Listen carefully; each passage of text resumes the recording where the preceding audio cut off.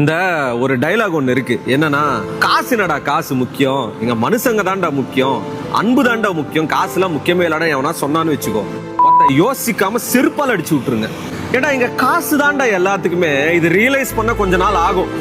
டைலாகா விடுறதுக்கு ஓகே தான், காசு முக்கியம் கிடையாது, அன்புன்றதா அனாத மயிறு அப்படின்னு சொல்லிட்டு.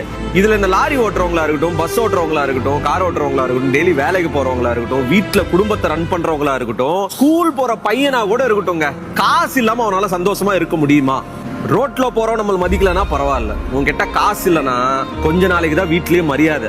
இந்த உலகத்திலே இருக்கிறத ஹார்ஷான ரியாலிட்டி இதுதான். சும்மா அன்பு ஒன்றுதான் அனாத, மனுஷங்க தான் முக்கியம், காசு முக்கியம், இதெல்லாம் யாரு திரும்ப பேசுவாங்க? வாழ்க்கையில கோடிக்கணக்கில் சொத்து சேர்த்து வச்சுட்டு இதுக்கு மேல என்ன பண்றதுனே தெரியாது அந்த காசை.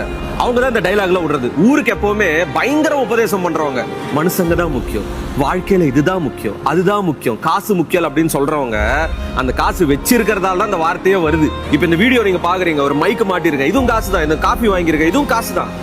ஒரு 4 நாள் இருங்களேன்டா, அன்பு ஒண்ணுதான், மனுஷங்க தான் முக்கியம், காசு முக்கியம் இல்லைன்னு சொல்றீங்கல்ல, ஒரு 2 நாள் இருங்கடா காசு இல்லாம, அதோட பெயின் உங்களுக்கு புரியும். இங்க ஒருத்தன் செத்தா கூட அவனை புதைக்கிறதுக்கும் அங்க காசு தான் தேவை. இந்த